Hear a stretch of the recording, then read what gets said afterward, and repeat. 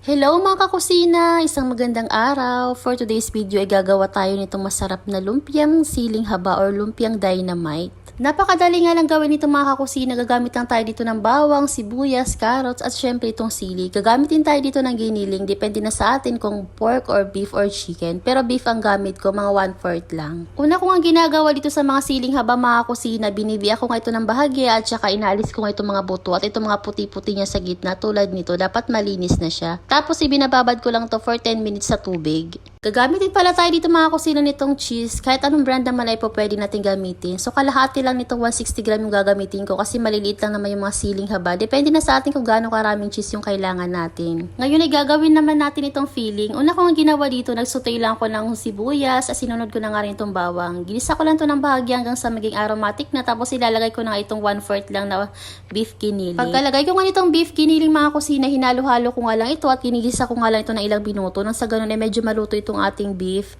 Tapos inilagay ko na pala dito yung carrots, hindi ko na i-open yung video, kaloka. Inadgad ko nga lang itong mga carrots mga kusina, depende lang sa atin, pwede natin hiwain ng maliliit. Naglagay pala ako dito ng kaunting oyster sauce, paminta, kaunting asukal, tapos sesame oil, optional lang. Tansya-tansya nga lang yung paglalagay ko dito ng mga seasoning mga kusina, tinikman ko nga ito at medyo matabang, naglagay ako ng kaunting asin kasi hindi pa pala ako naglagay. After maluto ng giniling ay ito, magbabalot naman tayo. Simple at madali nga lang yung pagbabalot ito mga kakusina. Para lang din tayo nagbabalot ng regular na lumpiang Shanghai. Bali kumuha lang ko dito na isang piraso na siling haba at itong filling.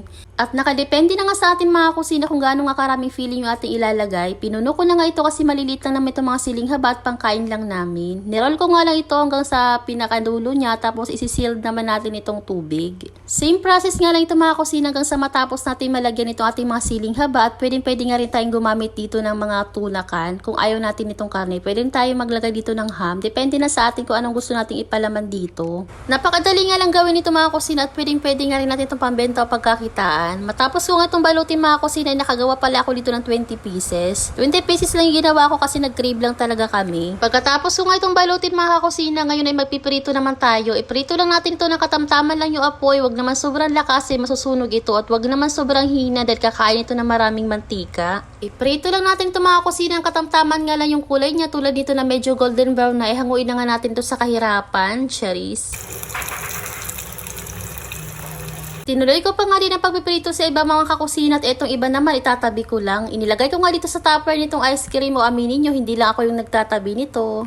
Pagkatapos ko maprito itong mga dynamite na Shanghai mga kakusina, eto na nga ang ating finished product. Napakasarap nga nito at perfect nga ito pang ulam. Pwede nga dito pang pulutan o pang merienda man lang. Kung umabot ka nga sa dulo ng video na ito mga kakusina, ipaki-comment naman kung taga saan ka para ma-shoutout ka.